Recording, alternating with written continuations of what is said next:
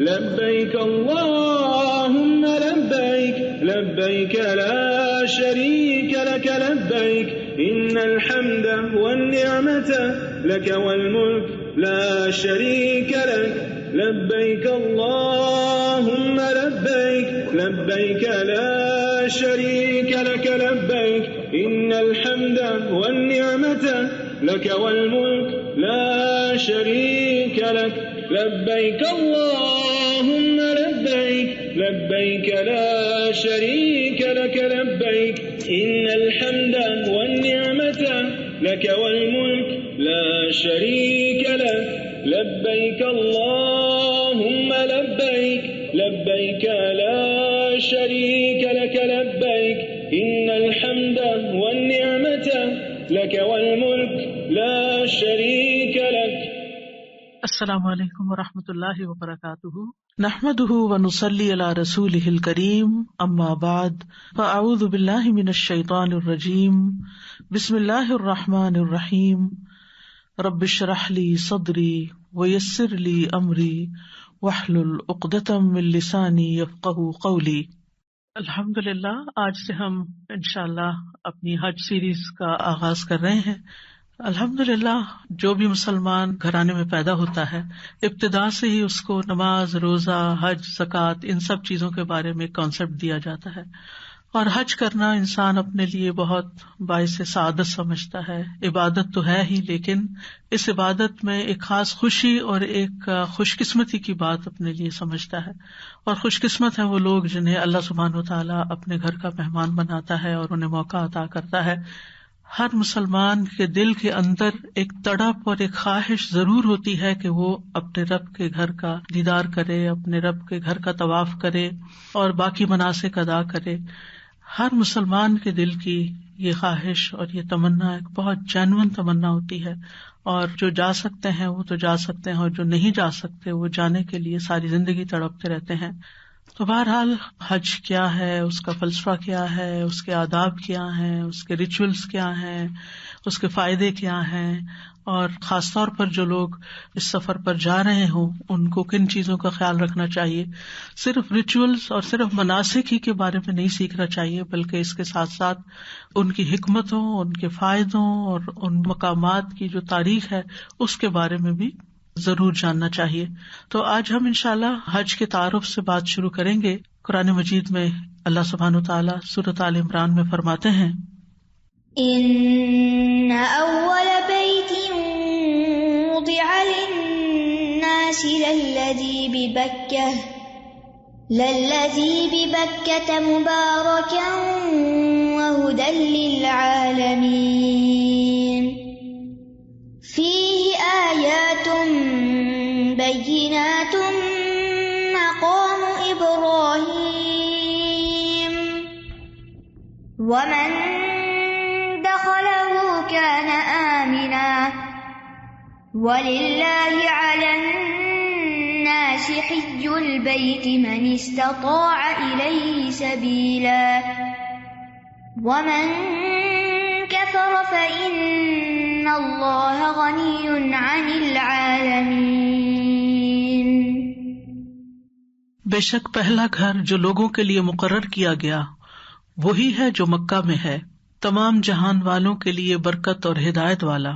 اس میں واضح نشانیاں ہیں، مقام ابراہیم ہے، اور جو کوئی اس میں داخل ہوا امن والا ہو گیا.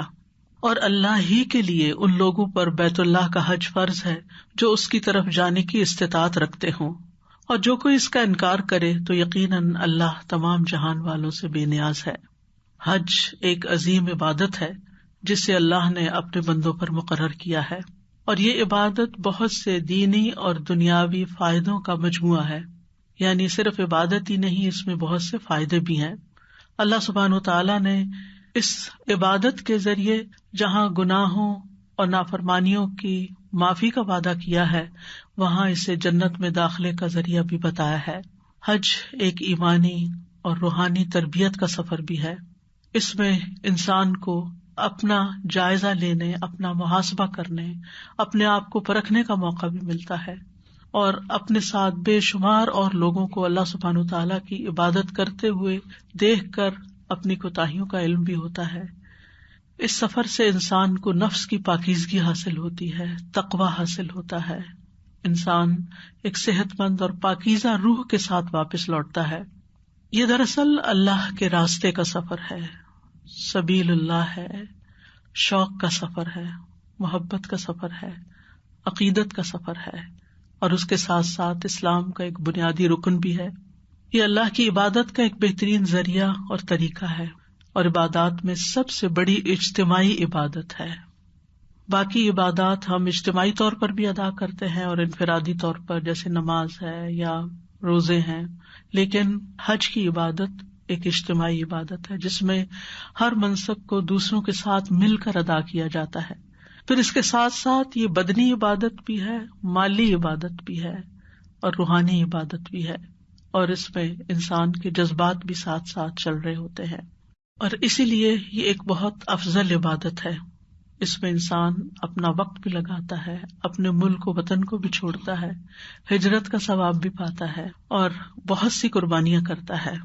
اس کا ارادہ کرتے ہی انسان کے دل کی کیفیات بدلنے لگتی ہیں، جذبات میں ایک جوش سا پیدا ہو جاتا ہے، انسان کی توجہ اللہ تعالیٰ کی طرف ہو جاتی ہے، نیکیوں کا شوق بڑھ جاتا ہے، گناہوں کو چھوڑنے کا خیال آ جاتا ہے، انسانوں کے ساتھ اپنے ریلیشن شپ بہتر کرنے کی طرف توجہ ہو جاتی ہے، اور بہت سی چیزوں کو چھوڑ کر ساری دلچسپیاں اور سارے شوق ایک نقطے پر مرکوز ہو جاتے ہیں. ایک دنیا کو چھوڑ کر دوسری دنیا کی طرف روانہ ہونے کا سفر شروع ہو جاتا ہے. یہ سفر آخرت کی یاد بھی دلاتا ہے، اور پھر اس سے واقعی آخرت کے سفر کا ایک تجربہ بھی ہوتا ہے. جو لوگ حج پر جا چکے ہیں وہ اس چیز کو اچھی طرح محسوس کر سکتے ہیں. حج کا آغاز کب ہوا؟ ابن عباس کہتے ہیں کہ رسول اللہ صلی اللہ علیہ وسلم کا گزر وادی ازرق سے ہوا تو آپ نے فرمایا یہ کون سی وادی ہے؟ صحابہ نے عرض کیا یہ وادی ازرق ہے.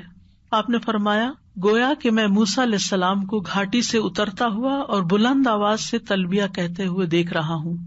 اس کے بعد آپ پہاڑ کی چوٹی پر پہنچے تو پوچھا یہ وادی کون سی ہے؟ صحابہ نے عرض کیا یہ ہرشا کی چوٹی ہے. آپ نے فرمایا گویا میں یونس علیہ السلام کو موٹی سرخ اونٹنی پر سوار بالوں والا جبہ پہنے ہوئے دیکھ رہا ہوں، اور ان کی اونٹنی کی نکیل کھجور کی چھال کی ہے اور وہ تلبیہ کہہ رہے ہیں.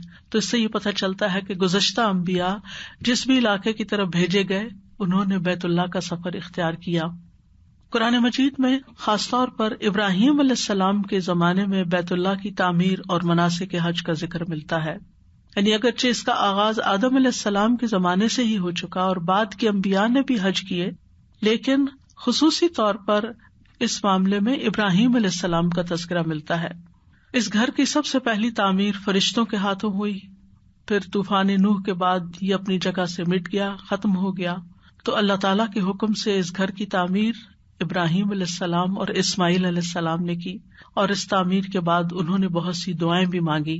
سورۃ البقرہ میں آتا ہے وَإِذْ يَرْفَعُ إِبْرَاهِيمُ الْقَوَاعِدَ مِنَ الْبَيْتِ وَإِسْمَاعِيلُ رَبَّنَا تَقَبَّلْ مِنَّا إِنَّكَ أَنْتَ السَّمِيعُ الْعَلِيمُ رَبَّنَا وَاجْعَلْنَا مُسْلِمَيْنِ لَكَ وَمِنْ ذُرِّيَّتِنَا أُمَّةً مُسْلِمَةً لَكَ وَأَرِنَا مَنَاسِكَنَا وَتُبْ عَلَيْنَا إِنَّكَ أَنْتَ التَّوَّابُ الرَّحِيمُ. اور جب ابراہیم اور اسماعیل علیہ السلام اس گھر کی بنیادیں اٹھا رہے تھے، یعنی بنیادیں تو موجود تھی، بنیادوں کے اوپر تعمیر کر رہے تھے، اصلی بنیادوں پر جو اللہ تعالیٰ نے مقرر کر دی تھی، جو فرشتوں کے ہاتھوں بنی تھی، انہوں نے دعا کی کہ اے ہمارے رب ہم سے قبول فرما، یقیناً تو سب کی سننے اور جاننے والا ہے. یعنی اللہ کا گھر بنانے کے بعد بھی انہیں فکر تھی اس کی قبولیت کی. اس بات کا کوئی غرور نہیں تھا کہ ہم نے اتنا بڑا کام کیا، بلکہ اس بات کی فکر تھی کہ اللہ تعالیٰ اس کو قبول فرما لیں. اے ہمارے رب ہم دونوں کو اپنا فرما بردار بنا، اور ہماری نسلوں میں سے بھی اپنی فرما بردار امت اٹھا، اور ہمیں اپنی عبادت کے طریقے سکھا، اور ہمیں معاف فرما، تو بڑا معاف کرنے والا اور رحم کرنے والا ہے. جب ابراہیم اور اسماعیل علیہ السلام نے اس گھر کی تعمیر کر لی تو اللہ سبحانہ و تعالیٰ نے ابراہیم علیہ السلام کو حج کا اعلان کرنے کا حکم دیا. سورۃ الحج میں آتا ہے وَأَذِّن فِي النَّاسِ بِالْحَجِّ يَأْتُوكَ رِجَالًا وَعَلَى كُلِّ ضَامِرٍ يَأْتِينَ مِن كُلِّ فَجٍّ عَمِيقٍ. اور لوگوں میں حج کا اعلان کر دو، وہ تمہارے پاس پیدل اور دبلے اونٹوں پر ہر دور کی گھاٹی سے آئیں گے. یعنی ظاہر ہے کہ ایک لک و دک صحرا تھا، وہاں انسان زیادہ نہیں بستے تھے، ایک جرہم قبیلہ تھا اور چند افراد کی آبادی تھی، آس پاس بھی کوئی ایسا شہر آباد نہیں تھا. تو ابراہیم علیہ السلام کو اس بات کی فکر ہوئی کہ گھر تو تیار ہو گیا لیکن یہ آباد کیسے ہوگا. تو اللہ سبحانہ وتعالیٰ نے حکم دیا کہ لوگوں کو پکاریے، وہ آئیں گے، آپ اپنا کام کیجیے، اللہ سبحانہ وتعالیٰ لوگوں کو لے کر آئیں گے. اور واقعی ہر انسان کے اوپر اس میں سیکھنے کا سبق یہی ہے کہ ہمیں اپنی ذمہ داری اور اپنا فرض پورا کرنے کی فکر کرنی چاہیے. باقی جہاں تک لوگوں کا معاملہ ہے تو وہ اللہ سبحانہ وتعالیٰ ان کے دلوں میں ڈالتا ہے. تو بہرحال اس حکم الہی کے بعد حج کا باقاعدہ آغاز ہو گیا، اور پھر حضرت ابراہیم علیہ السلام اور اسماعیل علیہ السلام اور ہاجرہ علیہ السلام کے مختلف جو اعمال تھے ان کو مناسک حج میں شامل کر لیا گیا. اور اسماعیل علیہ السلام کی قربانی اور ہاجرہ علیہ السلام کا صفا اور مروہ کے درمیان دوڑنا، اور پھر اسماعیل علیہ السلام کے پاؤں کے رگڑ سے زمزم کا نکلنا، یہ ساری چیزیں حج کے لوازمات میں شامل ہو گئیں. تو بہرحال اس آیت میں جو بات فرمائی گئی ہے، ان اول بیت وضع للناس للذی ببکۃ، یعنی سب سے پہلا گھر جو لوگوں کے لیے اللہ کی عبادت اور اطاعت کے لیے بنایا گیا تھا وہ مکہ میں تھا. مکہ کو بکہ بھی کہا جاتا ہے، اور مشہور قول کے مطابق بکہ مکہ کے ناموں میں سے ہی ایک نام ہے.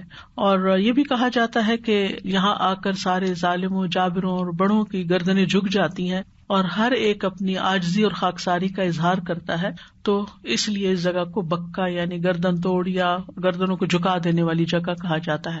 بہرحال سب سے پہلی عبادت گاہ جو خالصتاً اللہ کی توحید پر مبنی ہے وہ مکہ میں یہی بیت اللہ شریف ہے، اور یہ سب سے پہلی مسجد بھی ہے. ابو ذر کہتے ہیں میں نے پوچھا اللہ کے رسول صلی اللہ علیہ وسلم زمین میں سب سے پہلی مسجد کون سی بنائی گئی؟ آپ نے فرمایا مسجد حرام. میں نے پوچھا پھر کون سی؟ آپ نے فرمایا مسجد اقصیٰ. یہ جگہ کیسی جگہ ہے؟ مکہ مبارکن، مبارک ہے، اور وہدن، ہدایت کا باعث ہے. کس کے لیے؟ للعالمین، سارے جہان والوں کے لیے، صرف مکہ والوں کے لیے نہیں، سب کے لیے. دیکھا جائے تو مکہ کی برکتیں بے شمار ہیں. اس شہر میں محمد صلی اللہ علیہ وسلم کی پیدائش ہوئی، یہاں پر اللہ سبحانہ وتعالیٰ نے ان پر وحی نازل کی، یعنی آخری نبی محمد صلی اللہ علیہ وسلم کی نبوت اور رسالت کا یہ مرکز رہا، اور پھر یہاں دین مکمل ہوا. اور اس کو مبارک اس لیے بھی کہا جاتا ہے کہ یہ وہ جگہ ہے جہاں ہر وقت عبادت ہوتی رہتی ہے، یعنی ہر وقت لوگ اللہ کے آگے جھکے رہتے ہیں، اور پھر اس میں عبادت کا ثواب کئی گنا زیادہ ہوتا ہے. جیسا کہ آپ جانتے ہیں کہ یہاں ایک نماز کا ثواب اور اجر جو ہے وہ 1,00,000 نمازوں کے برابر ہے. دنیا میں کسی اور جگہ نماز پڑھنے سے اتنا اجر و ثواب یا اتنی برکت حاصل نہیں ہوتی. پھر اسی طرح باقی بھی نیکی کے جو کام یہاں کیے جاتے ہیں، جیسے صدقہ خیرات کیا جاتا ہے یا روزہ رکھا جاتا ہے یا قربانی کی جاتی ہے، تو وہ ساری عبادات باقی جگہوں پر کرنے سے زیادہ افضل ہیں، یعنی اس میں خیر اور ثواب اور برکت زیادہ ہوتی ہے. پھر اسی طرح یہ ہے کہ یہاں پر انسان جب مسجد کی طرف چل کے جاتا ہے اور پھر یہ کہ طواف کرتا ہے یا اعتکاف کرتا ہے یا وہاں بیٹھ کے قرآن پڑھتا ہے، تو یہ سارے اعمال انسان کے درجات کی بلندی کا ذریعہ بھی بنتے ہیں اور ساتھ ساتھ گناہوں کی معافی کا ذریعہ بھی بنتے ہیں. پھر اسی طرح یہ ہے کہ یہ فقر و فاقہ کو دور کرنے والی جگہ ہے، بابرکت جگہ. رسول اللہ صلی اللہ علیہ وسلم نے فرمایا پے در پے حج اور عمرے کیا کرو، کیونکہ یہ دونوں فقر اور گناہوں کو اس طرح ختم کر دیتے ہیں جیسے بھٹی لوہے، سونے اور چاندی کے میل کو ختم کر دیتی ہے. یعنی انسان کے لیے اگر ممکن ہو تو اس گھر کی زیارت بار بار کرے، کیونکہ فقر و فاقہ بھی دور ہوتا ہے اور اس کے ساتھ ساتھ گناہ بھی معاف ہوتے ہیں. پھر اسی طرح یہ کہ اس گھر کی طرف جانے والا ہر قدم جو ہے وہ باعث اجر ہے.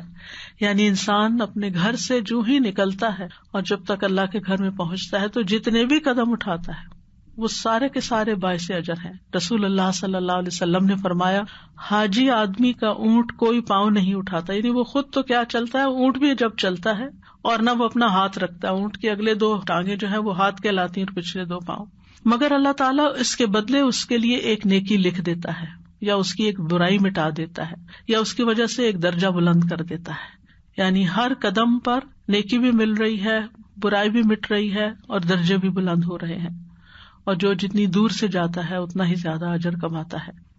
پھر اسی طرح یہ بابرکت جگہ کیوں ہے کہ یہاں پر زمزم کا پانی ہے.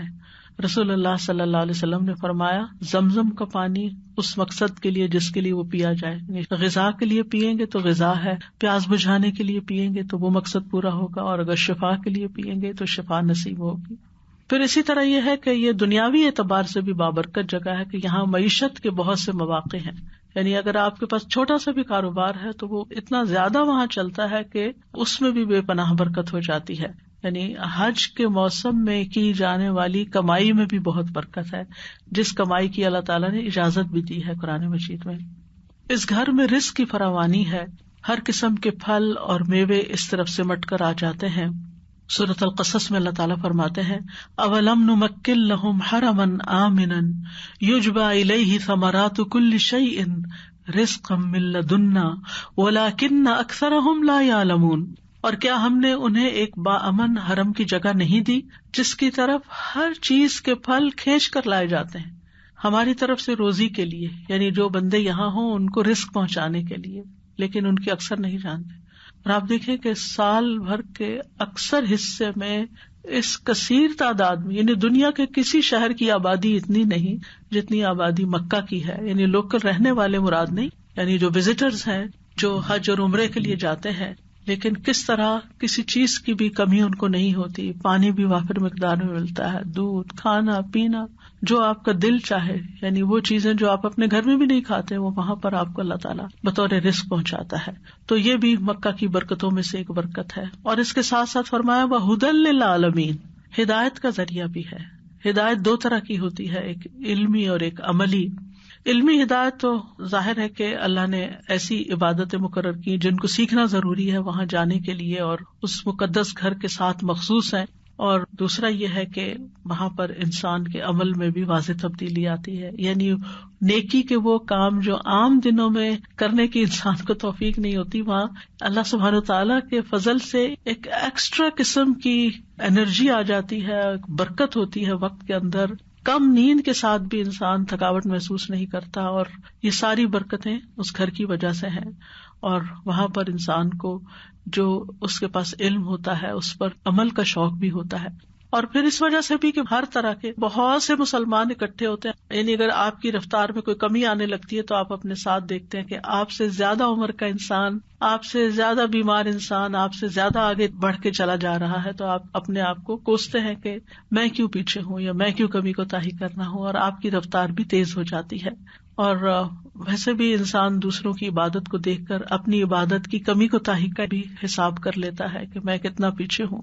بعض اوقات لوگوں کے دعائیں مانگنے کا انداز، لوگوں کے نوافل، سجدے، رکوع، رونا، خشوع، یہ ساری چیزیں پاس کھڑے انسانوں کو متاثر کرتا ہے. یعنی یہ ہدایت صرف یہ نہیں ہوتی کہ کتابوں سے وہاں ہدایت ملتی ہے یا وہاں کوئی خاص لیکچرز ہوتے ہیں جن سے ہدایت ملتی ہے، بلکہ عمل کرنے والوں کے عمل سے بہت بڑی ہدایت انسان لے کر واپس لوٹتا ہے. اور ویسے بھی آپ دیکھیں کہ ساری امت کا ایک قبلہ ہے، سب کے لیے ایک ڈائریکشن ہے اپنی نمازوں میں، تو یہ بھی ایک ہدایت کا ذریعہ ہے، مسلمانوں کو متحد کرتی ہے.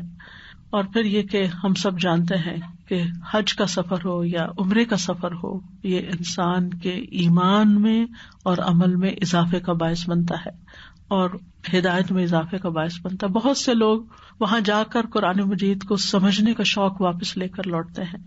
جب امام صاحب کو قرات کرتے ہوئے روتے ہوئے سنتے ہیں یا دوسرے لوگ جو آس پاس کھڑے ہوتے ہیں ان کی سسکیاں یا سوبنگ سنتے ہیں تو انسان سوچتا ہے کہ یہ لوگ کس بات پہ رو رہے ہیں اور مجھے رونا کیوں نہیں آ رہا، اور یہ کیا کہا جا رہا ہے اور کیا پڑھا جا رہا ہے. آبویسلی جہاں وحی نازل ہوئی وہاں انسان اس فضا کو دیکھتا ہے، ان پہاڑوں کو دیکھتا ہے، اس زمین کو دیکھتا ہے کہ اللہ سبحانہ وتعالیٰ نے اس جگہ کو چنا اپنے کلام کو اتارنے کے لیے. تو یہ ساری چیزیں انسان کے دل کو نرم کرتی ہیں اور انسان کے دل کے اندر اللہ کی محبت، اس کے دین کی محبت، اس کی کتاب کی محبت، اس کو سیکھنے کی محبت اور اللہ کے راستے پر چلنے کی محبت انسان کے دل میں پیدا ہوتی ہے. اور یہ بہت سے لوگوں کے لیے ہدایت کا سبب بنتا ہے. اسی لیے میں ہمیشہ لوگوں کو کہتی ہوں کہ اگر بچوں کی طرف سے آپ کو پریشانی ہو کہ وہ دین کی طرف نہیں آ رہے یا دین سے ان کو محبت نہیں، تو کسی بھی طرح ان کو اللہ کے گھر لے جائیں.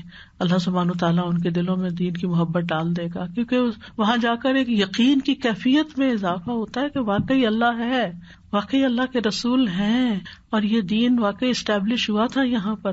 وہ ساری چیزیں جن کو انسان ایکسپیرئنس کرتا ہے وہ انسان کے ایمان اور ہدایت میں اضافے کا ذریعہ بنتا ہے. اسی لیے فرمایا ہدی للعالمین کہ یہ گھر سارے جہان والوں کے لیے ہدایت کا ذریعہ بھی ہے. کیوں؟ اس لیے کہ فیہ آیات بینات مقام ابراہیم، اس میں بہت سی واضح نشانیاں ہیں، یعنی ایسی نشانیاں ہیں جنہیں لوگ دیکھ سکتے ہیں، جان سکتے ہیں، یقین کر سکتے ہیں کہ کس طرح یہ ایک چٹیل میدان میں یہ گھر تعمیر کیا گیا اور کس طرح اللہ تعالیٰ نے اس کو آباد کر دیا اور کس طرح معجزانہ طور پر ان پتھروں کے اندر اللہ تعالیٰ نے ایک ایسا چشمہ جاری کیا جو ہزاروں سال سے پانی نکال رہا ہے اور اس کا پانی ختم نہیں ہو رہا. یہ ایک بہت بڑا معجزہ ہے. اور صرف وہاں کے لوگ نہیں، یعنی میں نہیں سمجھتی کہ جو مکہ میں حج عمرے کے لیے خاص طور پر جاتے ہیں وہ کوئی اپنا دن گزارتے ہیں زمزم پیے بغیر.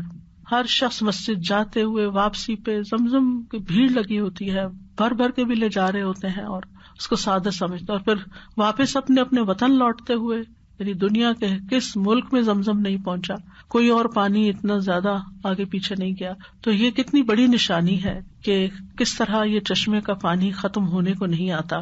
پھر اسی طرح یہ ہے کہ عرب پورے کا پورا بدامنی کا شکار تھا اور کس طرح اللہ تعالیٰ نے اس گھر کو امن والا بنایا. اور پھر یہ کہ یہاں کے پتھریلے اور بے آب و گیاہ وادی میں اللہ نے کس طرح رزق پہنچایا، کہ تجارت کا ذریعہ اس جگہ کو بنایا اور لوگوں کے رزق کمانے کا ذریعہ بنایا. یعنی ایک مرکزی تجارتی منڈی کی حیثیت مکہ اختیار کر گیا تھا حج کے اس منسک کی وجہ سے. اور پھر دنیا میں پائے جانے والے مختلف طرح کے پھل اور غلے، یعنی کون سی چیز جو آسمان کے نیچے اگتی ہے یا پیدا ہوتی ہے یا بنتی ہے اور وہ آپ کو وہاں نہ ملے، اللہ سبحانہ وتعالیٰ ہر طرح کے رزق کا بندوبست کرتے ہیں. پھر اسی طرح خاص طور پر مقام ابراہیم کی یہاں بات کی گئی، وہ پتھر جس پر ابراہیم علیہ السلام نے کھڑے ہو کر اس گھر کی تعمیر کی تھی اور اس پر وہ قدموں کے نشان بھی موجود ہیں. جو انسان اپنی آنکھوں سے دیکھتا ہے تو اس کے یقین میں اضافہ ہوتا ہے. سبحان اللہ، واقعی یہ اللہ کا گھر ہی ہے اور اللہ تعالیٰ نے ان نشانات کو بھی پریزرو کیا ہوا ہے اور قرآن مجید میں اس کا ذکر بھی کیا گیا. پھر اسی طرح صفا مروہ کی پہاڑیاں ہیں اور پھر کس طرح ان کے درمیان حضرت ہاجرہ دوڑی تھی، اور پھر کس طرح مقام ابراہیم کے پاس نماز پڑھنے کا حکم دیا گیا. واتخذوا من مقام ابراہیم مصلی. نبی صلی اللہ علیہ وسلم نے فرمایا حجر اسود اور مقام ابراہیم یعنی یہ پتھر جنت کے یاقوت ہیں. اگر بنی آدم کی خطاؤں اور گناہوں نے اسے نہ چھوا ہوتا تو مشرق اور مغرب کے درمیان جو کچھ ہے وہ اسے روشن کر دیتے، اور جو مریض اور معذور اسے چھوتا اسے شفا دے دی جاتی. یعنی یہ دونوں پتھر جنت کے پتھر ہیں. سیاہ کیوں ہوئے ہیں؟ لوگوں کے گناہوں کی وجہ سے.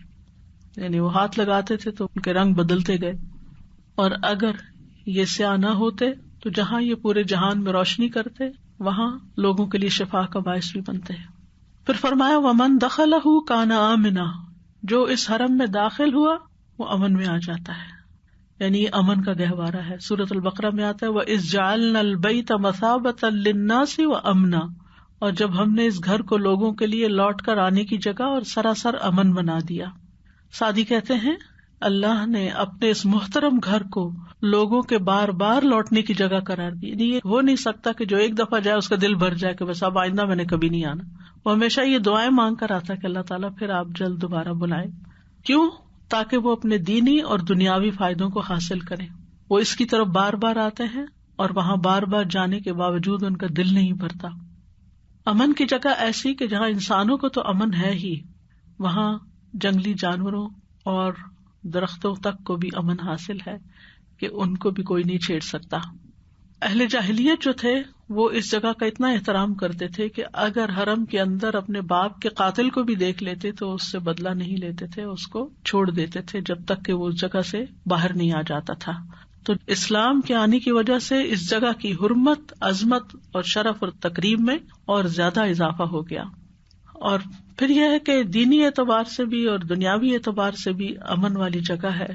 امن اس اعتبار سے بھی کہ بظاہر بھی چوری اور ڈاکہ اور ان چیزوں سے یہ جگہ محفوظ ہے، اور امن اندر کا انر پیس بھی کہ جب انسان وہاں پہنچ جاتا ہے تو ایک خاص قسم کا سکون اور ایک اطمینان نصیب ہوتا ہے جو کہ دوسری جگہوں پر جانے سے ایسی بے فکری اور استغنا انسان کو حاصل نہیں ہوتا. اور پھر اللہ تعالیٰ نے قیامت تک اس جگہ کو حرمت والی جگہ بنا دیا ہے. ابن عباس کہتے ہیں کہ رسول اللہ صلی اللہ علیہ وسلم نے فتح مکہ کے دن فرمایا، اب مکہ سے ہجرت نہیں رہی، البتہ جہاد اور اس کی نیت باقی ہے، اس لیے جب تمہیں جہاد کے لیے نکلنے کا حکم دیا جائے تو فوراً نکل پڑو۔ آپ نے فتح مکہ کے دن یہ بھی فرمایا، بے شک جس دن اللہ نے آسمان و زمین کو پیدا کیا اسی دن سے اس شہر کو حرام قرار دیا، یعنی یہ شروع سے ہی چوزن جگہ ہے، اس لیے یہ شہر اللہ کی حرمت کے باعث قیامت تک کے لیے حرام ہی رہے گا۔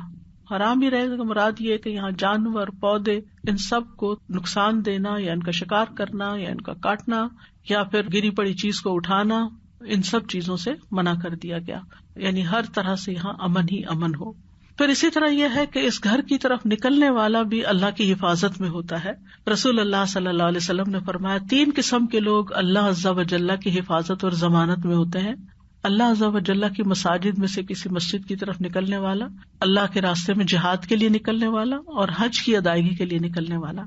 اسی طرح یہ جگہ دجال کے فتنے سے بھی امن میں رہے گی، یعنی دجال یہاں داخل نہیں ہو سکے گا۔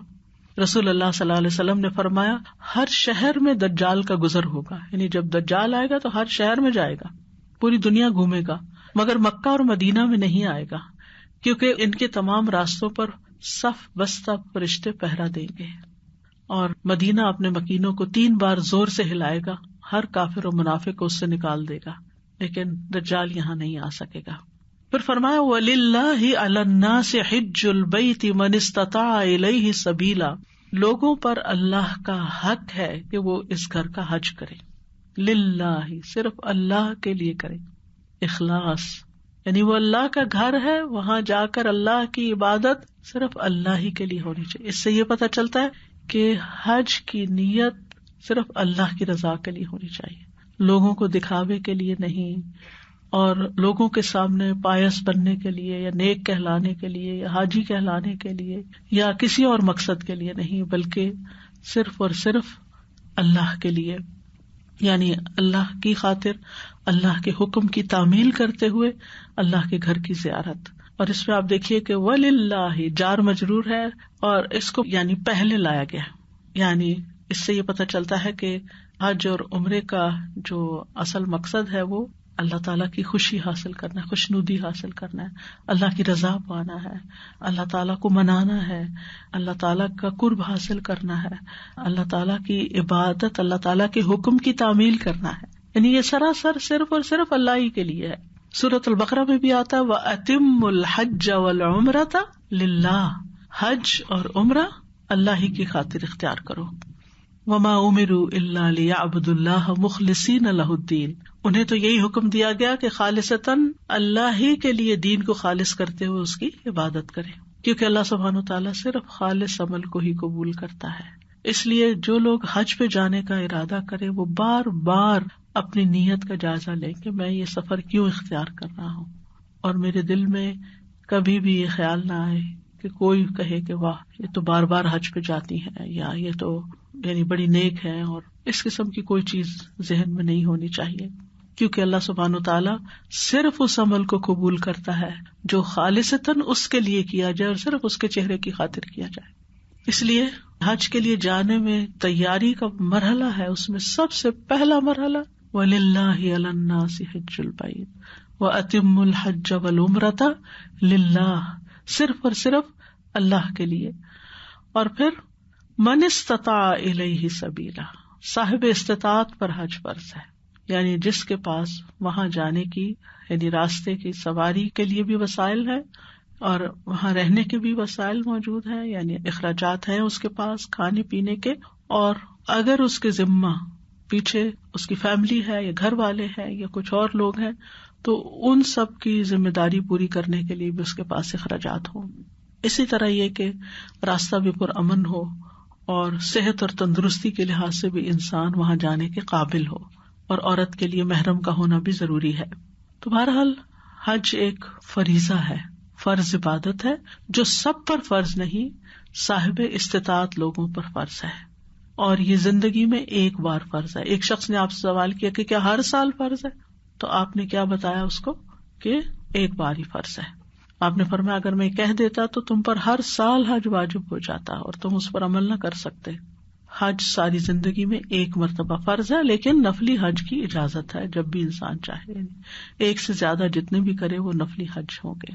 اور اگر انسان کے پاس استطاعت ہے، سارے وسائل ہیں، ہر لحاظ سے سہولت موجود ہے، لیکن سستی اور کاہلی کی وجہ سے انسان حج کے فریضے کو ادا نہیں کرتا تو وہ سخت گناہگار ہے۔ اسی لیے فرمایا وَمَن كَفَرَ فَإِنَّ اللَّهَ غَنِيٌّ عَنِ الْعَالَمِينَ، اور جو حج کے فریضے کا انکار کرے، یعنی استطاعت اور قدرت کے باوجود حج نہ کرے، تو اللہ تعالیٰ اس سے اور اس کے حج سے اور تمام لوگوں سے بے نیاز ہے، یعنی اللہ تعالیٰ کو کسی کے حج کی ضرورت نہیں ہے اور کسی کی بھی پرواہ نہیں ہے۔ تو حج نہ کرنا، اب کفر کا معنی کیا ہے؟ ایک ہے کفران نعمت، یعنی جو شخص حج کی فرضیت کا قائل ہے، طاقت بھی ہے، لیکن بیت اللہ کا حج نہیں کرتا، وہ کفران نعمت کا مرتکب ہوتا ہے، ناشکری کا مرتکب ہوتا ہے۔ لیکن اگر وہ فرضیت کا انکار ہی کر دیتا ہے کہ میں نہیں مانتا حج وج کوئی چیز ہے، تو پھر وہ دین سے نکل جاتا ہے، پھر وہ کفر اکبر کا شکار ہوتا ہے۔ ٹھیک ہے، یعنی اگر کوئی محض سستی کی وجہ سے یا کوئی چیزوں کو آڑ بنا کے بہانہ کر کے یا گھبرا کے کہ وہاں سفر بہت مشکل ہے، وہاں رش بہت ہوتا ہے، لوگوں کے ساتھ کمرہ شیئر کرنا پڑتا ہے، ٹوائلٹ شیئر کرنا پڑتا ہے، یہ میں نہیں کر سکتا، میرے مزاج کے خلاف ہے، جسے آپ دیکھ رہے ہیں کہ وقت کے ساتھ ساتھ لوگوں کے اندر انڈیویجولزم بہت آ گیا ہے، انڈیپینڈنسی بہت آ گئی کہ ہم کسی کے ساتھ کچھ شیئر نہیں کر سکتے، تو اس وجہ سے یہ چیزیں رکاوٹ بنی ہوئی ہیں، صرف دوسرے لفظوں میں نفس حائل ہوا ہے۔ تو یہ کفران نعمت ہے کہ اللہ تعالیٰ نے آپ کو سب کچھ دیا اور پھر بھی آپ اللہ کے گھر نہیں جاتے۔ تو اس آیت میں بیسیکلی حج کی فرضیت کا تاکیدی حکم ہے، یعنی حج کوئی ہالیڈیز نہیں ہے، حج ایک فرض کی ادائیگی کا ذریعہ ہے۔ اور اگر دیکھا جائے تو تاکید کی بہت سی قسمیں ہیں اس آیت کے اندر۔ سب سے پہلے وَلِلَّهِ عَلَى النَّاسِ حِجُّ الْبَيْتِ، یعنی یہ اللہ کا حق ہے، حقوق اللہ کی بات ہوتی ہے، تو یہ اللہ کا حق ہے جو لوگوں کی گردنوں پر واجب ہے، اور وہ اس فریضے کو ادا کرنے سے جدا نہیں ہو سکتے، اس کی ذمہ داری سے نکل نہیں سکتے۔ اور پھر آپ دیکھیں کہ مزید نصیحت ہے، من استطاع الیہ سبیلا، اس میں مزید تاکید ہے۔ اور پھر یہ نہیں کہا کہ ومن لم یحج، جو حج نہ کرے، بلکہ کہا ومن کفر، جو انکار کر دے، یعنی عملی انکار یا قلبی انکار، تو وہ شخص سخت گناہگار ہے۔ تو اس لیے انسان کو اگر اس کے پاس وسائل ہیں تو پہلی فرصت میں اپنے فریضے سے دستبردار ہو جانا چاہیے۔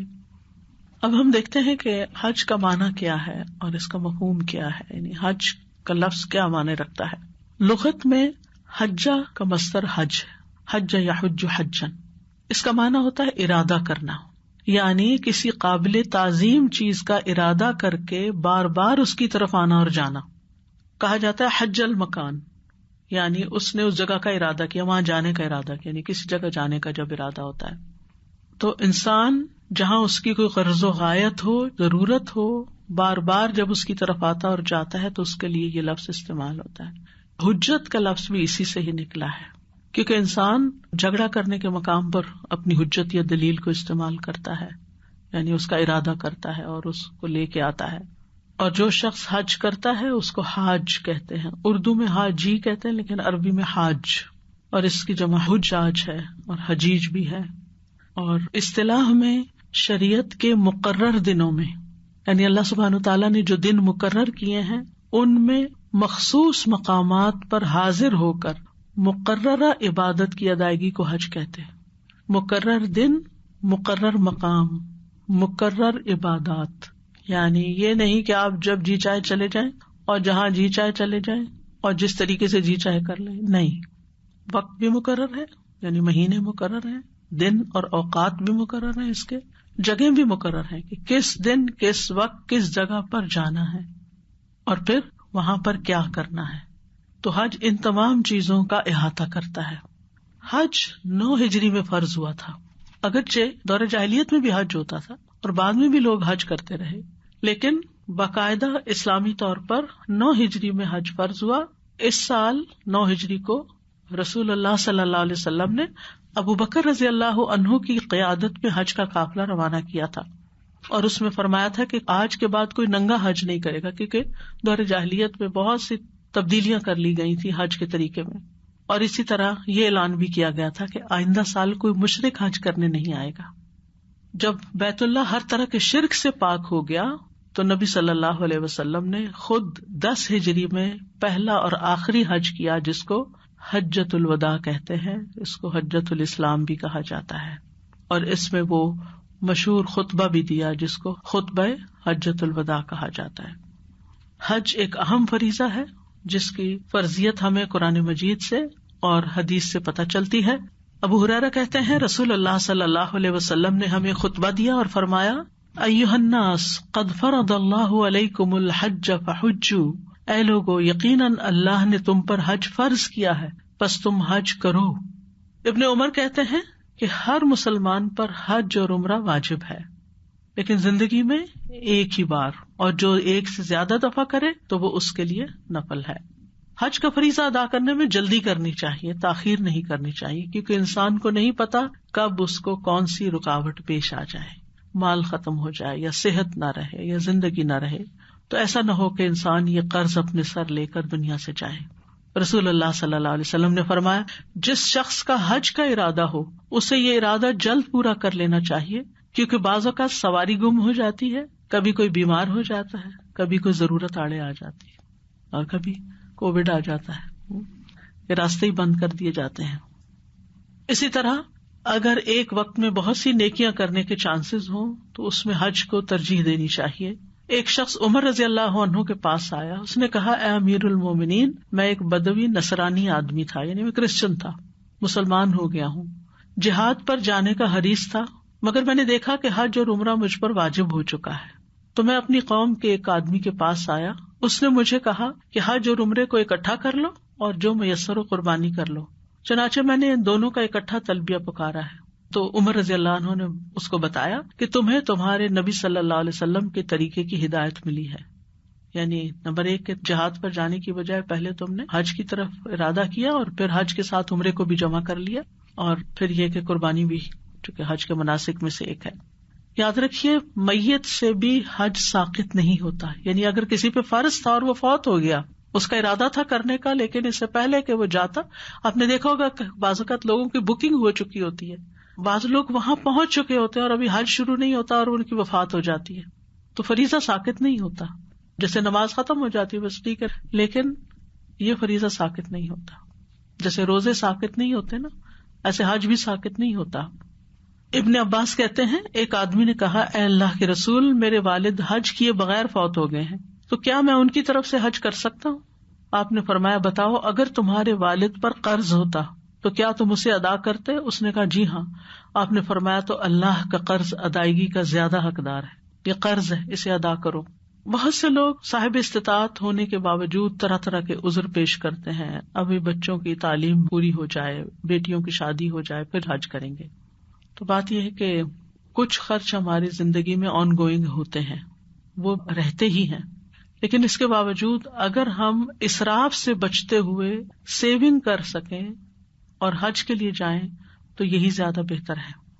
یعنی بعض اوقات آپ دیکھیں کہ شادی کرنے کا جو عذر بہانہ ہم کرتے ہیں، تو شادی سے مراد صرف شادی نہیں ہوتی، شادی پر اس سے بھی زیادہ خرچ کر ڈالتے ہیں جو حج کے لیے کافی ہوتا ہے۔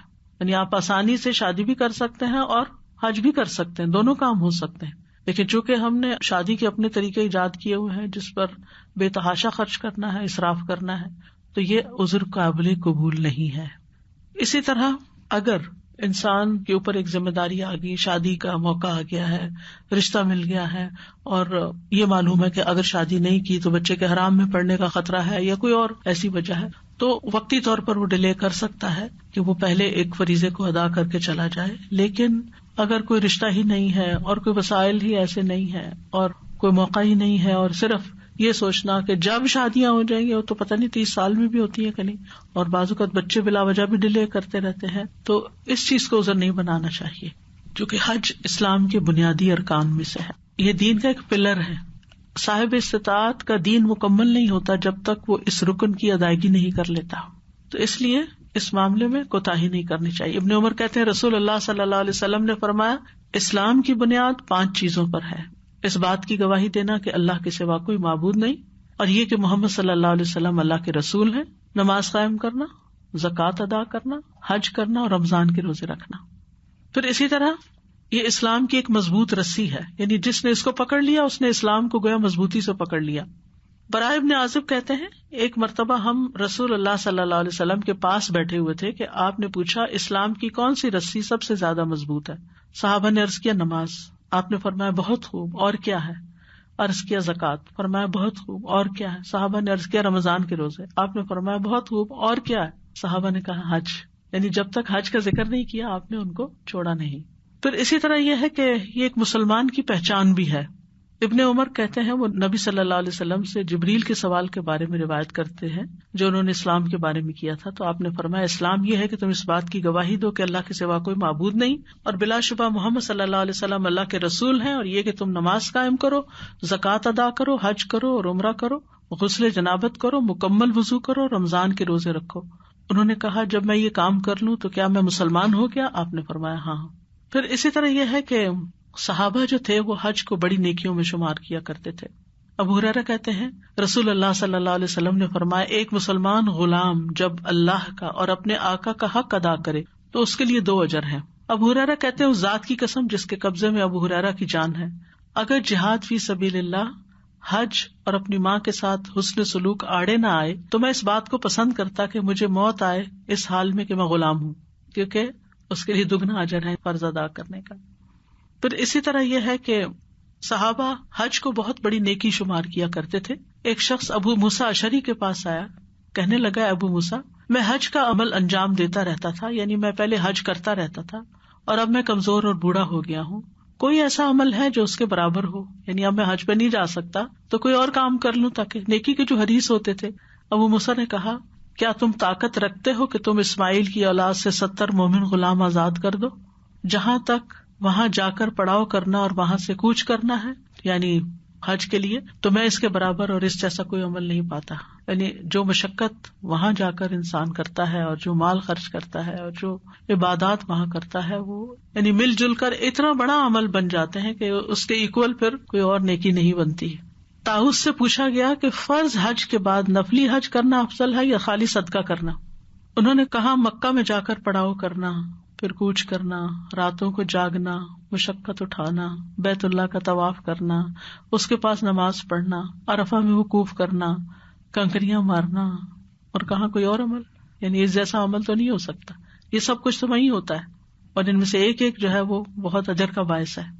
عبداللہ بن مسعود کہتے ہیں کہ 2 عبادات ایسی ہیں کہ میں چاہتا ہوں کہ ہر بندے کو اس میں سے نصیب حاصل ہو، حالت کا پراگندہ ہونا اور سفر کو اختیار کرنا، یعنی انسان اللہ کے راستے میں تکلیف اٹھائے، مشقت اٹھائے۔ وہ کہتے ہیں اسود نے حج اور عمرہ کا اسی مرتبہ سفر کیا، اسود بن یزید روایت کر رہے ہیں۔ عبد الرحمن بن اسود نے 60 مرتبہ سفر حج کیا۔ ابن شوذب کہتے ہیں میں مکہ میں 106 ہجری کو طاؤس کے جنازے میں حاضر ہوا تو میں نے لوگوں کو کہتے ہوئے سنا کہ ابو عبد الرحمن، یعنی طاؤس کی کنیت ہے، اللہ آپ پر رحم فرمائے، آپ نے 40 حج کیے، یعنی طاؤس کے بارے میں بات ہو رہی ہے۔ یعنی بہت سے لوگ ایسے ہیں جن کے بارے میں آتا ہے کہ انہوں نے 40 حج کیے، ہر سال حج کرتے ہیں۔ ان میں سے سعید بن مسیب ہیں، عطا بن ابی رباح ہیں، ایوب السختیانی ہیں، حمام بن نافع ہیں، اور ان کے علاوہ بھی بہت سے لوگ ہیں۔ اسی طرح یہ جو قاری سعود الشریم ہیں ان کے بارے میں آتا ہے کہ ہر سال پیدل چلے جاتے ہیں حج کے لیے۔ تو مکہ سے نکلنا آسان ہوتا ہے اور بہت سے لوگ چونکہ جا رہے ہوتے ہیں تو واک کرنا بھی اتنا مشکل نہیں لگتا، اور جن لوگوں کو ویسے بھی عادت ہو ان علاقوں میں چلنے کی اور گرمی سہنے کی ان کے لیے اور بھی آسان ہوتا ہے۔ تو بہرحال یہ اپنے اپنے شوق کی بات ہے۔ بہت سے لوگ اپنے پیسے جمع کر کے تو دنیا کے مختلف حصوں میں سیر کرنے چلے جاتے ہیں، بیچز پہ چلے جاتے ہیں، کئی اور ریزورٹس پہ چلے جاتے ہیں، لیکن اللہ کے گھر نہیں جاتے، جبکہ اللہ کا گھر اس کا زیادہ مستحق ہے کہ انسان وہاں پر خود بھی جائے اور بچوں کو بھی لے جائے اور اپنے کمزور ہوتے ہوئے ایمان کو مزید طاقتور بنائے۔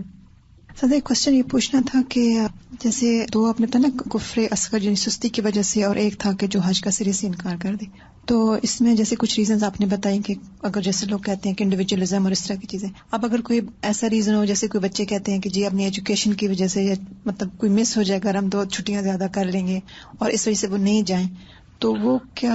بچوں پہ تو عام طور پہ فرض بھی نہیں ہوتا، کیونکہ وہ خود کماتے نہیں ہیں، یعنی والدین پہ لازم نہیں ہے کہ وہ بچوں کو حج کرائیں۔ ٹھیک ہے نا. بچے جب اپنا خود کمائیں جی تو پھر ان پہ فرض ہے، اور اگر پھر وہ نہ جائیں تو پھر گناہگار ہوں گے. جہاں تک ان کی پڑھائی کا تعلق ہے، پڑھ رہے ہیں، اب سال مس نہیں کر سکتے، چھٹیوں میں اگر حج آ جائے تو اور بات ہے. تو اگر والدین ان کو اپنی طرف سے گفٹ کر رہے ہیں تو وہ ٹھیک ہے، چلے جائیں. لیکن یہ ہے کہ اگر وہ نہیں جاتے تو کفران نعمت نہیں ہے. اور سر جی کا اور کوشچن تھا کہ جیسے آپ نے کہا نا کہ جس انسان کا مطلب کسی کی طرف سے ہم حج جیسے کر سکتے ہیں، جیسے حج بدل جیسے کہہ دیں، اگر کسی کوئی ایسا جیسے رشتہ دار ہو جس کی کوئی اپنی انٹینشن نہ ہو حج کرنے کی، تو اس کے لیے ہم پھر کر سکتے ہیں کہ نہیں کر سکتے؟ زبردستی والی بات ہے، آپ کو ثواب ہو جائے گا جس کی انٹینشن ہی نہیں. کیونکہ آپ دیکھیں پہلی چیز جہاں حج کی فرضیت کا ذکر ہوا ہے وَلِلَّهِ عَلَى النَّاسِ، تو اللہ کی خاطر، اللہ کی رضا، اللہ کے حکم کے اوپر عمل کرتے ہوئے، اللہ کا حق ادا کرتے ہوئے جو یہ کرے گا وہ اصل حج کر رہا ہے. تو جب تک وہ شامل نہ ہو تو اس وقت تک حج ادا نہیں ہوتا. اگر کوئی شخص بغیر نیت کے ایسے گھومنے پھرنے چلا جائے کہ میں دیکھ کے آتا ہوں وہاں کیا ہوتا ہے، وہ ساری جگہوں پہ پھر کے آئے، حج نہیں ہوگا اس کا، یعنی اس کا فریضہ ادا نہیں ہوگا جس کی اپنی کوئی انٹینشن ہی نہیں. جی السلام علیکم استاذہ جی. کچھ لوگوں کو یہ سنا ہے کہتے ہوئے کہ اگر رمضان میں ہم نے عمرہ کر لیا تو اس کا مطلب ہے کہ حج کا ثواب ہے. ثواب تو ثواب حج کا ہے لیکن حج ادا نہیں ہوا، جی فرض ادا نہیں ہوا. رمضان میں عمرہ نبی صلی اللہ علیہ وسلم کے ساتھ حج کرنے کے برابر ہے، لیکن اس کا یہ مطلب نہیں کہ آپ کا حج ادا ہو گیا. اگر کسی نے بڑے پیسے جمع کر کے حج کے لیے تیاری کی تھی، سب کچھ ہوا، لیکن وہ کسی وجہ سے رک گیا، وہ پیسہ بھی کہیں ختم ہو گیا، کیونکہ پیسے جب جمع کرا دیتے ہیں تو وہ آدھے واپس کرتے ہیں، آدھے نہیں کرتے، تو پھر دوبارہ اس کے لیے پیسہ جمع کیا جا سکتا ہے یا اس کو دیا جا سکتا ہے گفٹ، یا وہ کیسے جائے کیونکہ ان کے حالات ایسے نہیں کہ بھئی دوبارہ. دوسرے لوگ اس کی مدد کر سکتے ہیں، آگے آئے گا انشاءاللہ. دیکھیں ایک بڑا مزیدار قصہ آ رہا ہے. استاذ جی دو چیزیں دل کو بہت اثر کی. ایک تو جیسے آپ نے شروع میں فرمایا نا کہ اللہ سبحانہ تعالیٰ نے حکم دیا کہ آپ بلائیں، لوگ آئیں گے. ان کو لگ رہا تھا کہ یہ تو ویران ہے، کون آئے گا. تو ایسی جب ہم کوئی کورسز وغیرہ یہاں پہ سٹارٹ کرتے ہیں تو ہم اتنے ڈبل مائنڈیڈ ہوتے ہیں، پتہ نہیں ہمیں کرنا چاہیے سٹارٹ کہ نہیں، کیا آئے گا کہ نہیں آئے گا. تو وہ اتنی اچھی بات کو لگی کہ آپ شروع کریں، آپ اپنا کام کریں، باقی انشاءاللہ اللہ سبحانہ تعالیٰ کی مدد ہو جائے گی. حج کی فضیلت کے بارے میں کئی ایک احادیث بھی ہیں. ابو ہریرہ رضی اللہ عنہ سے مروی ہے کہ رسول اللہ صلی اللہ علیہ وسلم سے سوال کیا گیا، کون سا عمل سب سے افضل ہے؟ آپ نے فرمایا اللہ اور اس کے رسول پر ایمان لانا. پوچھا گیا اس کے بعد؟ آپ نے فرمایا اللہ کی راہ میں جہاد کرنا. پوچھا گیا اس کے بعد؟ آپ نے فرمایا حج مقبول. ابو شاسا کہتے ہیں کہ میں نے نیک اعمال میں غور کیا تو دیکھا کہ نماز کا عمل جسم کو مشقت میں ڈالتا ہے لیکن مال کو نہیں، یعنی آپ کو کوئی پیسے خرچ نہیں ہوتے نماز پڑھنے میں. روزہ بھی ایسے ہی ہے، آپ روٹین میں بھی کھاتے ہیں تو آپ تھوڑا وقت سے پہلے کھا لیتے ہیں، ناشتے سے پہلے یعنی سحری کر لیتے ہیں. جبکہ حج دونوں کو مشقت میں ڈالتا ہے، یعنی آپ کے جسم کو بھی اور آپ کے مال کو بھی. تو کہہ لیں گے اس بنا پر میرا خیال ہے کہ حج سب سے افضل ہے. پھر یہ سبیل اللہ میں سے ہے، اللہ کے راستے میں. نبی صلی اللہ علیہ وسلم نے فرمایا ان الحج والعمرۃ من سبیل اللہ، بے شک حج اور عمرہ اللہ کے راستے میں سے ہیں. ایک اور روایت میں آتا ہے نبی صلی اللہ علیہ وسلم نے فرمایا اللہ کے راستے میں غازی اور حج اور عمرہ کرنے والے اللہ کے وفد ہیں، یعنی اللہ کے مہمان ہیں. اللہ نے ان کو بلایا، انہوں نے اللہ کے حکم کی تعمیل کی، انہوں نے اللہ سے مانگا تو اللہ نے ان کو عطا کیا، یعنی وہ اللہ کے کہنے پہ آئے ہیں اور اللہ سبحانہ وتعالیٰ پھر ان کی دعائیں بھی سنتے ہیں. حج کرنے والے کی دعائیں قبول ہوتی ہیں. رسول اللہ صلی اللہ علیہ وسلم نے فرمایا حج کرنے والے اور عمرہ کرنے والے اللہ کے وفد ہیں، اگر وہ اس سے دعا مانگے تو اللہ ان کی دعا قبول فرمائے گا، اور اگر وہ اس سے بخشش طلب کرے تو اللہ تعالیٰ ان کو بخش دے گا. یعنی اگر اللہ سے معافی مانگتے ہیں، گناہوں کی بخشش طلب کرتے ہیں تو اللہ تعالیٰ ان کو معاف فرما دیتا ہے. حدیث میں آتا ہے وَأَنَّ الْحَجَّ يَهْدِمُ مَا كَانَ قَبْلَهُ، حج گزشتہ سارے گناہوں کو مٹا دیتا ہے. انسان حج کر کے ایسے لوٹتا ہے جیسے ماں کے پیٹ سے بچہ جنم لیتا ہے اور بے گناہ ہوتا ہے، لیکن اس کے لیے شرط ہے کہ وہاں کوئی بےہودہ یا گناہ کی بات نہ کرے. حاجی کو معاف کرنا اللہ کے ذمہ ہے. پے در پے حج کرنا فقر اور محتاجی کو دور کرتا ہے. ینفیان الفقر کا لفظ آتا ہے، یعنی انسان وہاں جاتا ہے، اپنے رزق میں اضافے کی دعائیں کرتا ہے تو اللہ سبحانہ وتعالیٰ اس کی دعائیں قبول کرتا ہے، اس کے مال میں رزق میں اضافہ فرما دیتا ہے. یا یہ ہے کہ اس کے جو فقر و فاقہ یا محتاجی مال کی بھی ہوتی ہے، اور اس کے علاوہ بھی کچھ چیزوں کی انسان کی ضروریات ہوتی ہیں زندگی میں، وہ دعائیں بھی قبول ہوتی ہیں تو اللہ تعالیٰ اس کے دل کو ایک استغنا عطا کرتا ہے. پھر اسی طرح یہ ہے کہ انسان کے بہت سے بوجھ اس سے ہلکے ہو جاتے ہیں. جب انسان وہاں جا کر دعائیں کرتے ہوئے اپنے معاملات اللہ تعالیٰ کے سپرد کرتا ہے. ابو غالب کہتے ہیں مجھے ابن عباس نے کہا ہمیشہ اس بیت اللہ کی طرف آنا جانا رکھو، یعنی آتے جاتے رہو. پس اگر تم ہمیشہ اس گھر کی طرف آتے جاتے رہو گے تو تم اللہ کو اس حال میں ملو گے کہ تم پر بوجھ کم ہوگا، یعنی گناہوں کا بوجھ کم ہوگا، یعنی وہاں جانے کی وجہ سے گناہ مٹتے رہیں گے. اسی طرح کمزور لوگوں، بوڑھوں اور عورتوں کا جہاد ہے یہ حج. رسول اللہ صلی اللہ علیہ وسلم نے فرمایا بچے، بوڑھے، کمزور اور عورت کا جہاد حج اور عمرہ کرنا ہے.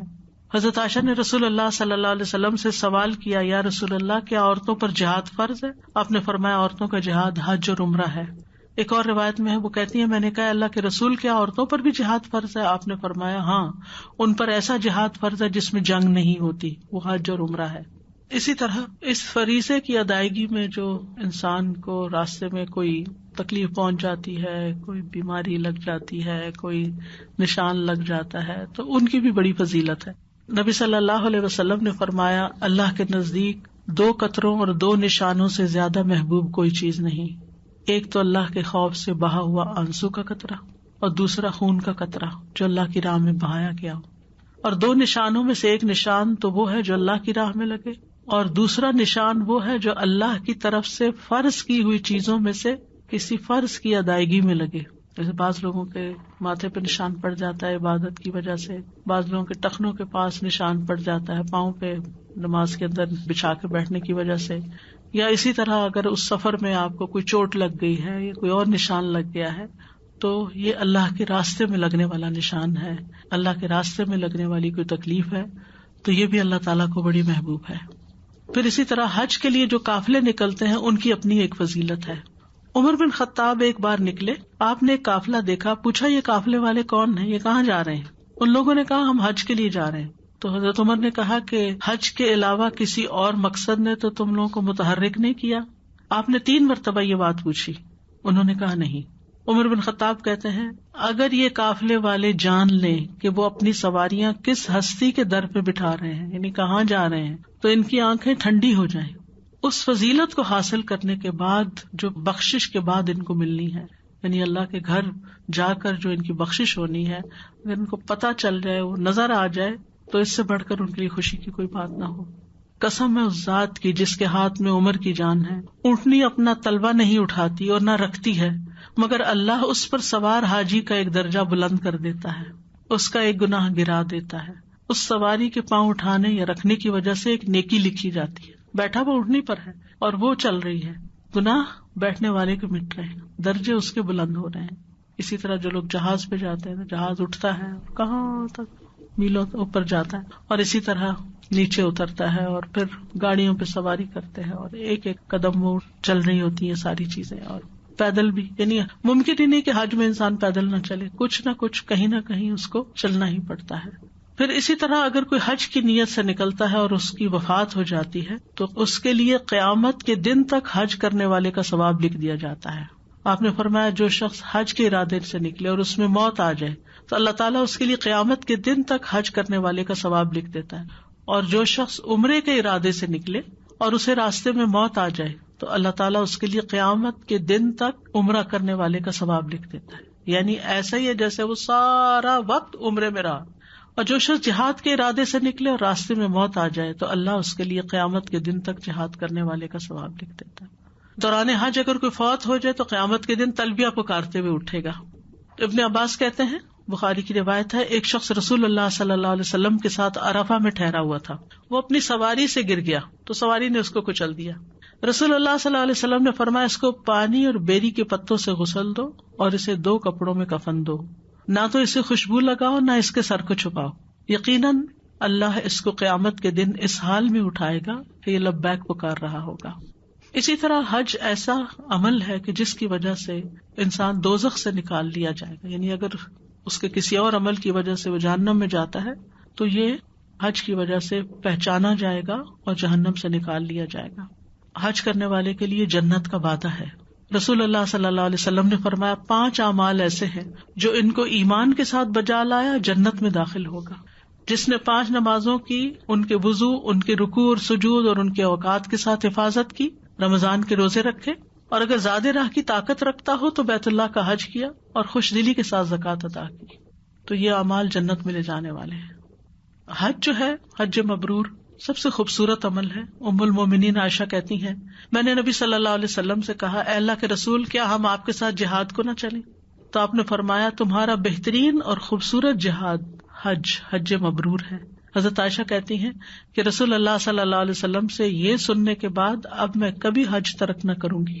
یعنی قرآن مجید میں جہاد کے اتنے فائدے اور اتنا ثواب اور اتنا اجر بیان کیا گیا ہے کہ ظاہر ہے کہ خواتین بھی جب قرآن پڑھتی ہیں تو ان کے دل میں ایک خواہش پیدا ہوتی ہے کہ کاش ہم بھی اس میں سے کچھ کر سکتے۔ تو نبی صلی اللہ علیہ وسلم نے اس کا پیرالل بتایا، تو اس کے بعد انہوں نے کہا کہ اگر یہ ایسا ہی ہے تو پھر میں کبھی نہیں چھوڑوں گی اس کو۔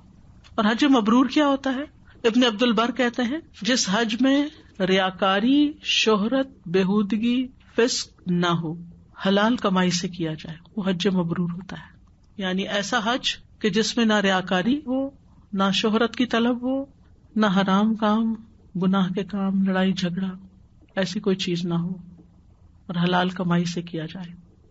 ایک اور قول یہ ہے کہ حج مبرور سے مراد حج مقبول ہے، جس کی نشانی یہ ہے کہ انسان اپنے رب کی دوبارہ نافرمانی نہ کرے، یعنی حج سے پہلے جن گناہوں میں پڑا ہوتا واپس آ کے ان کو دوبارہ نہ کرے اور حقدار کو ان کے حقوق پہنچائے۔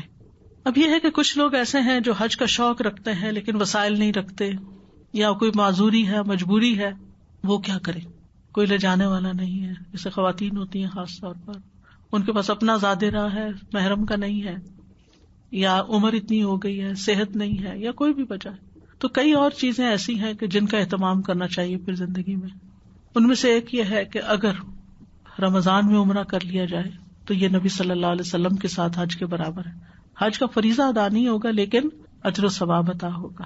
ایک روایت ہے بہت خوبصورت، ابو طلیق کہتے ہیں، میری بیوی ام طلیق میرے پاس آئی، کہنے لگی، ابو طلیق حج کی تیاری کرو۔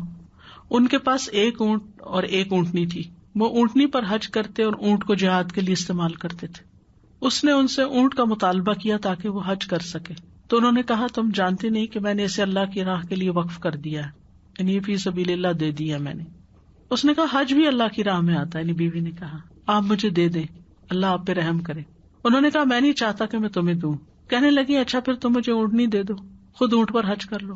انہوں نے کہا، میں تجھے خود پر ترجیح نہیں دوں گا۔ اس نے کہا، تو پھر کوئی خرچ وغیرہ ہی دے دو۔ کہنے لگے، میرے پاس اتنا مال نہیں جو میرے اور میرے اہل و عیال کی ضرورت سے زائد ہو کہ میں تمہیں دے دوں۔ اس نے کہا، اگر تم مجھے دو گے تو اللہ تمہیں بہترین اجر عطا کرے گا، بہترین بدلہ عطا کرے گا۔ وہ کہتے ہیں، جب میں نے اس کا بھی انکار کر دیا تو اس نے کہا، جب آپ رسول اللہ صلی اللہ علیہ وسلم کے پاس جائیں تو آپ ان کو میرا سلام کہنا، اور جو میں نے آپ کو کہا ہے آپ ان کو بتا دینا۔ وہ کہتے ہیں کہ میں رسول اللہ صلی اللہ علیہ وسلم کے پاس گیا، آپ کو اس کا سلام پہنچایا، یعنی بیوی کا، اور ام طلیق کی ساری باتیں بتا دی۔ آپ نے فرمایا، ام طلیق سچی ہے، اگر تو اسے اونٹ دے دیتا تو وہ اللہ ہی کی راہ میں ہوتا، اگر اونٹنی دے دیتا تو تم دونوں اللہ کی راہ میں ہوتے، اگر تم اسے کوئی خرچ دیتے تو اللہ تمہیں بہترین بدل عطا کرتا۔ یعنی ایون انسان اگر اپنی بیوی کو یا ماں اپنے بیٹے کو یا کسی بہن کو یا کسی کا خرچ کم ہو گیا ہے، اس کو بھی اگر انسان اس معاملے میں سپورٹ کرتا ہے تو اللہ تعالیٰ بہترین بدل عطا کرتا ہے۔ یعنی دنیا میں وہ مال کم نہیں ہوتا، اللہ تعالیٰ لوٹا دیتا ہے، اور آخرت کا اجر تو ہے ہی۔ میں نے کہا، اللہ کے رسول، وہ آپ سے یہ سوال کر رہی تھی کہ کون سا عمل آپ کے ساتھ حج کرنے کے برابر ہے، یعنی نبی صلی اللہ علیہ وسلم کے ساتھ۔ آپ نے فرمایا، رمضان میں عمرہ کرنا۔ یعنی آپ نے تو ایک ہی دفعہ حج کیا تھا، تو پھر اب دوبارہ تو موقع ایسا آ نہیں سکتا تھا۔ اس کے بعد حج کے 2 مہینے کے بعد آپ کی وفات ہو گئی تھی۔ تو بہرحال صحابیات بھی اتنی سمجھدار تھیں اور اتنی عقل اور رائے رکھتی تھیں اور اپنے حق کے لیے مختلف دلائل دے سکتی تھیں۔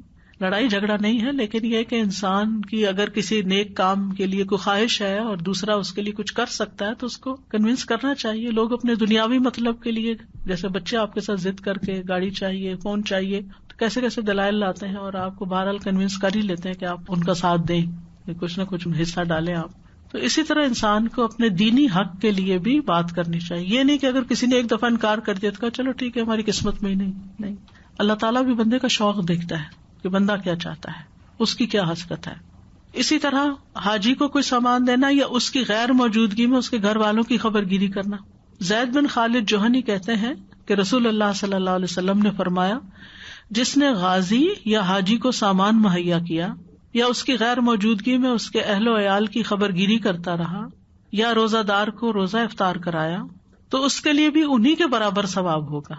یعنی اگر کوئی کسی کا روزہ افطار کرا دیتا ہے تو پورے روزے کا اجر پا لیتا ہے. اسی طرح اگر کوئی حاجی کی مدد کرتا ہے یا پیچھے گھر والوں کی تو وہ بھی، اور ان کے ثواب میں سے کچھ بھی کمی نہیں ہوگی. یعنی حاجی کا یا روزے دار کا ثواب لے کے مدد کرنے والے کو نہیں دیا جائے گا، بلکہ اللہ تعالیٰ اپنے پاس سے عطا کرے.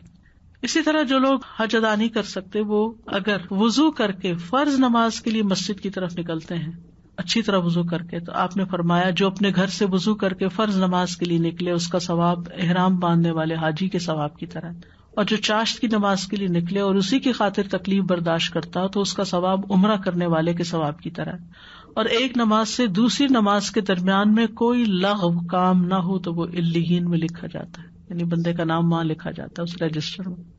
تو یہ جو ہے نا کہ حج کے برابر اجر ملتا ہے. تو اس کا مطلب ایک تو یہ کہ ثواب ملتا ہے، دوسرا یہ کہ جیسے حاجی کو ہر قدم پہ ثواب ملتا ہے، ایسے ہی نماز کے لیے جانے والے کو ہر قدم پر ثواب ملتا ہے. اور اسی طرح جیسے حاجی جاتا ہے اور جب تک واپس نہیں آتا ہر وقت ثواب کی حالت میں ہوتا ہے، کیونکہ وہ اللہ کے راستے میں بس نکل گیا، ثواب بس شروع ہو گیا. اب جب تک واپس نہیں آتا اس کا ثواب لکھا چلا جاتا ہے. ایسے ہی جو شخص وضو کر کے گھر سے نکلتا ہے اور مسجد جاتا ہے اور پھر واپس آتا ہے تو اس وقت تک وہ ثواب کی حالت میں ہوتا ہے. اسی طرح نبی صلی اللہ علیہ وسلم نے فرمایا جو شخص صبح کے وقت اس لیے مسجد کی طرف نکلا کہ بھلائی سیکھے یا بھلائی سکھائے تو اس کے لیے پورا حج ادا کرنے والے کی طرح اجر ہے. علم حاصل کرنے کے لیے نکلنا، سیکھنا یا سکھانا، تو ایسے لوگوں کا روز حج ہوتا ہے.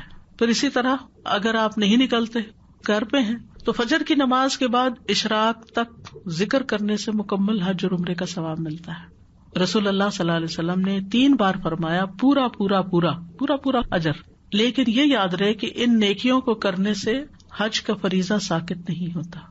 یعنی یہ ان لوگوں کے لیے ایک دوسری آپشن ہے جو کسی مجبوری کی وجہ سے حج کے لیے نہیں جا سکتے، لیکن اس کا یہ مطلب نہیں کہ ان کا حج ہو گیا ان کاموں سے. جیسے آتا نا کہ سورۃ اخلاص 1/3 قرآن کے برابر، اس کا یہ مطلب تھوڑی کہ آپ نے 1/3 قرآن پڑھ لیا، وہ تو اپنی جگہ رہے گا ہی. اسی طرح اگر بیت اللہ میں 1,00,000 نمازوں کا ثواب ہے تو اس کا یہ مطلب نہیں کہ آپ نے ایک دفعہ ظہر پڑھ لی تو 1,00,000 دن آپ ظہر نہیں پڑھے ادا ہو گئی، ایسا نہیں ہے. تو بہرحال خلاصہ یہی ہے کہ اللہ سبحانہ وتعالیٰ نے گناہوں کی بخشش، اجر و ثواب اور اپنا قرب عطا کرنے کے لیے بہت سے نیک کام ہمیں بتائے ہیں، جن میں سے ایک حج ہے. حج کے بہت سے دینی اور دنیاوی فوائد ہیں. جو صاحب استطاعت ہو اسے فریضہ حج جلدی ادا کرنا چاہیے. جس کے پاس استطاعت نہ ہو وہ خیر اور نیکی کے دوسرے مواقع کو استعمال کرے، اور جو حج کا ارادہ کرے پورے اخلاص کے ساتھ، نیک نیتی کے ساتھ، صرف اللہ کی رضا کے لیے اس سفر کو اختیار کرے. اور اس کے لیے اس دعا کو کثرت سے مانگے، اللہم اجعل عملی کلہ صالحا، اللہم اجعل عملی کلہ صالحا واجعلہ لوجہک خالصا ولا تجعل لأحد فیہ شیئا. آمین. وآخر دعوانا ان الحمد للہ رب العالمین. سبحانک اللہم وبحمدک اشہد ان لا الہ الا انت استغفرک واتوب الیک. السلام علیکم ورحمۃ اللہ وبرکاتہ.